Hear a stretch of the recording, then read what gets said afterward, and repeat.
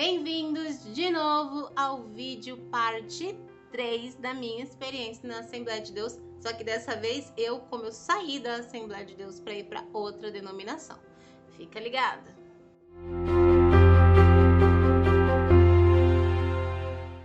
Mas antes de começar o vídeo, não se esqueça de se inscrever no canal, de ativar o sininho de notificação e dar um like para ajudar esse canal a crescer a cada dia mais. Vamos ao fato de quando eu saí da Assembleia de Deus e fui para outra denominação.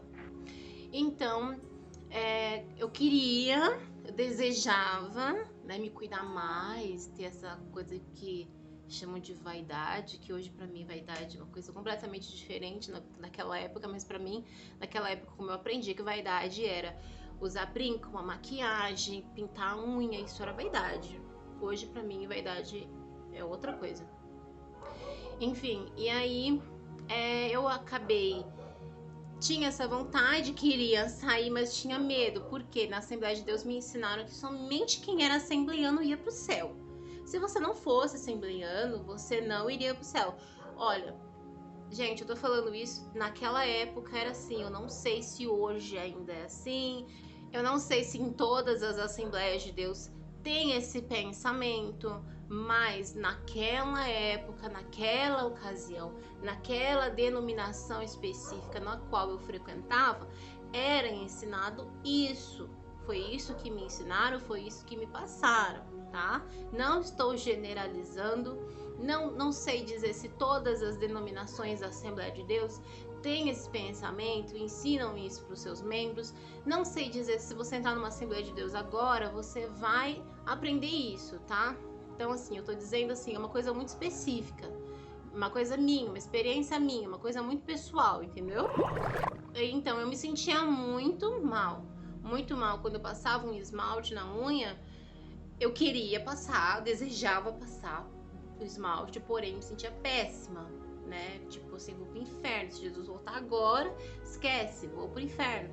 Eu passava a unha, mas eu ficava escondendo assim, ó. Passava o esmalte, mas eu ficava escondendo meus dedos pra ninguém ver, com medo de, sei lá, alguma irmã passar, a irmã do coque, a irmã da revelação passar e falar: você vai pro inferno. Morria de medo. E aí, então, eu acabei, né, comecei a trabalhar no banco, e aí eu acabei conhecendo uma pessoa, me envolvendo com essa pessoa, e essa pessoa era de uma denominação, também era cristã, mas de uma denominação completamente diferente da minha. E durante esse namoro, essa pessoa me levou para conhecer essa igreja que ele frequentava, que era a Igreja Apostólica Nova Terra. E quando eu cheguei lá, eu me escandalizei assim, horrores. Me escandalizei muito. Primeiro porque quando eu cheguei lá no primeiro culto que eu fui nessa igreja, dessa denominação, lá podia usar calça, lá podia pintar unha, lá podia usar maquiagem, lá podia usar anel, colar, brinco, sabe? A própria apóstola usava. E isso também me chocou, o fato de lá ter apóstolo, ter profeta, ter diaconisa. Na Assembleia de Deus não tem diaconisa. Eu fiquei assim em choque. O único cargo que mulher poderia ter na Assembleia de Deus ou era regente da mocidade, ou era trabalhar na tesouraria, ou era ser regente das irmãs, regente do coral, regente da mocidade, ou dos adolescentes, ou das crianças, ou das irmãs. Assim, esses cargos, né? E geralmente quem ficava no cargo de liderança sempre eram os homens. Então, tinha o líder da mocidade, tinha os pastores, tinha o líder dos adolescentes. Sempre era um homem no cargo de liderança. Então, assim, quando eu fui para a igreja renovada e eu vi que mulheres estavam em cargos de liderança, isso me chocou, isso me ofendeu, revoltou, tipo assim, eu fiquei assim num estado, porque assim, eu tava tão assim, com a mente fechada, com as coisas que eu aprendi na Assembleia de Deus, que quando eu cheguei na igreja renovada e eu vi isso, pastora, aonde tem na Bíblia pastora? Sabe, como assim, profeta?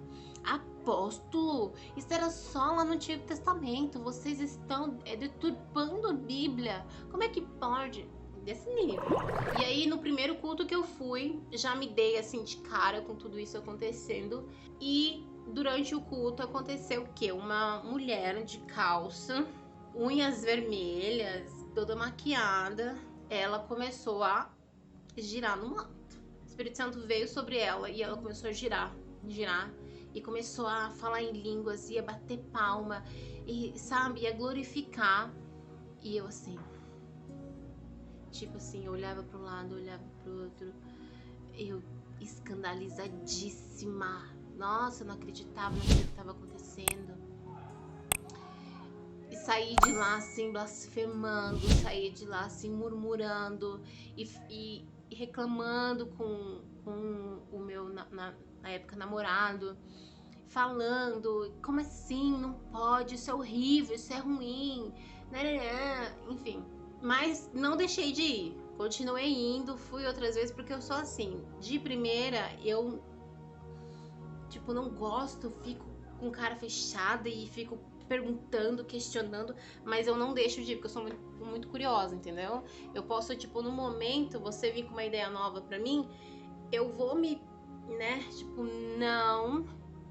Vou ficar meio assim cabreira, mas eu vou querer saber mais. Aí eu vou ficar te fazendo pergunta, não vou deixar de querer saber, entendeu? Eu vou querer perguntar, vou querer saber, vou querer correr atrás do assunto, vou querer entender.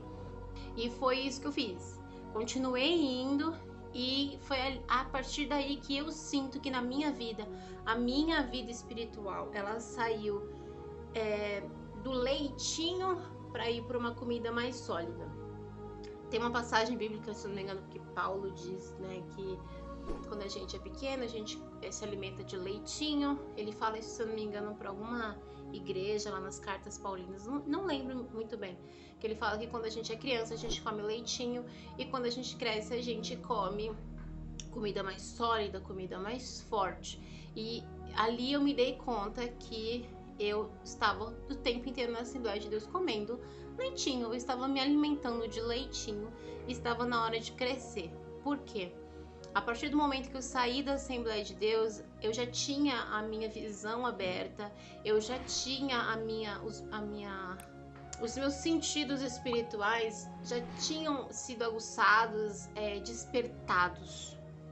Mas foi depois que eu saí da Assembleia de Deus que assim eu comecei realmente a ter uma vida espiritual mais ativa, os meus sentidos espirituais aguçaram ainda mais, né? Na Assembleia de Deus foi o primeiro lugar onde eu tive a minha primeira visão, que foi um determinado dia, eu estava orando, era final de culto, estava todo mundo, acabou a pregação, o pastor ia dar a palavra final e a bênção.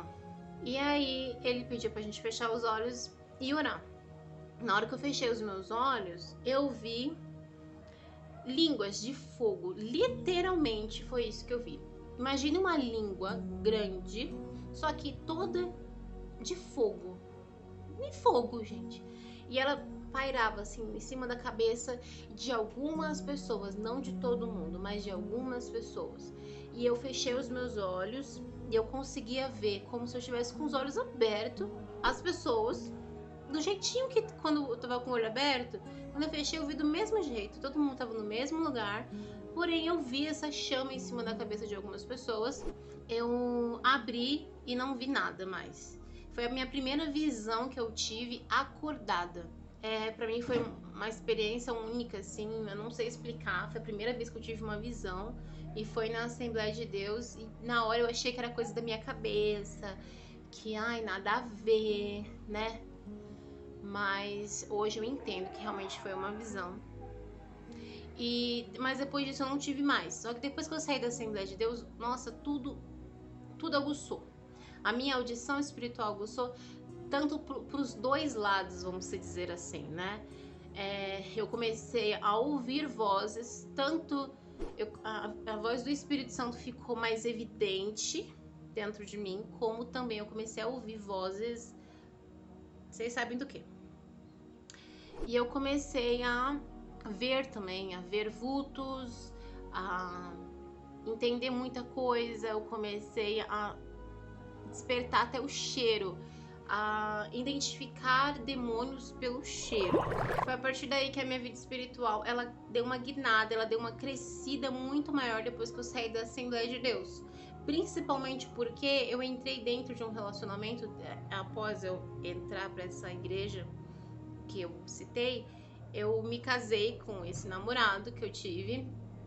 E dentro desse casamento eu comecei a viver muitas coisas espirituais no qual eu nem sabia que poderia existir. Eu comecei a viver muitas coisas espirituais, tanto de Deus, tanto quanto do outro lado. Comecei a viver experiências sobrenaturais, estando dormindo, estando acordada. O Espírito Santo ficou muito mais evidente na minha vida. Tudo ficou muito mais claro para mim, respostas que eu questionava sobre Deus quando eu era adolescente, elas começaram a ser respondidas, eu comecei a enxergar Deus de uma forma completamente diferente do que a Assembleia de Deus me apresentou. Eu comecei a entender que Deus não era somente aquilo que a Assembleia de Deus apresentava para mim, que a vida cristã não era somente aquilo que a Assembleia de Deus mostrava, que a Assembleia de Deus estava me apresentando uma vida espiritual desse tamanho, enquanto a vida espiritual era desse tamanho. Era tudo mais amplo, era tudo maior, era diferente, não era somente aquilo. A Assembleia de Deus me ensinou que eu deveria somente orar, ler a Bíblia, agradecer, e tava incrível, tava suave, tava assim, sabe? Mas depois eu descobri que não, que a vida espiritual não era somente isso, que eu não precisava ficar refém de um pastor para me dizer o que eu deveria fazer, como eu deveria fazer, porque eu senti que a Assembleia de Deus me fazia refém. Tudo que eu precisava eu tinha que pedir pro pastor. Por exemplo, quando o demônio se manifestava, a Assembleia de Deus me ensinou que, gente, mais uma vez, a Assembleia de Deus daquela época, aquela Assembleia de Deus específica, eu não estou generalizando, não estou dizendo que todas as Assembleias de Deus fazem isso, pelo amor de Deus, não é isso, tá? Tô falando naquela época específica, naquela congregação específica, naquele lugar específico, tá? Foi me ensinado que somente o pastor poderia expulsar demônios, somente o pastor. Então, se alguém ficasse endemoniado em qualquer lugar, você teria que chamar o pastor. Se você não fosse pastor, você não poderia expulsar esse demônio, ok? Era isso que era me ensinado. Era me ensinado que se eu pecasse, eu tinha que confessar o meu pecado para o pastor iria falar o meu pecado para a igreja ia decidir se ia me perdoar ou não. E eu ia ter que pedir perdão publicamente para a igreja e para Deus, para poder receber o perdão, para poder tomar a Santa Ceia. A Assembleia de Deus me ensinou que somente eu poderia tomar a Santa Ceia. Ai, nossa, tanta coisa. Enfim, foram me ensinado muitas coisas que hoje eu percebo que não tem nexo nenhum. Não tem nexo nenhum. Eu fui muitas vezes privada de tomar a Santa Ceia e hoje eu enxergo que ninguém tem o poder de me privar de tomar a Santa Ceia, a não ser eu mesma e a minha consciência. Ninguém pode dizer para mim não tomar. E naquela época, muitas vezes eu não tomei a Santa Ceia porque o pastor não deixou. Então, tipo assim, eu comecei a enxergar coisas que nada a ver. A gente dava poder demais na mão do pastor, a gente dava poder demais na mão do líder. Por exemplo, somente o pastor, pessoas que queriam ser pastores, deveriam fazer curso de teologia. E hoje eu entendo que fazer curso de teologia, faculdade de teologia, qualquer pessoa pode fazer e deve fazer até. Muita coisa que você aprende no curso de teologia não é ensinado dentro da igreja e é proposital. Eu fui descobrir isso depois de muito tempo, que é proposital. Eles não ensinam de propósito para você ficar refém da igreja, refém de uma denominação, refém deles, para tudo que vocês precisarem, vocês irem atrás deles.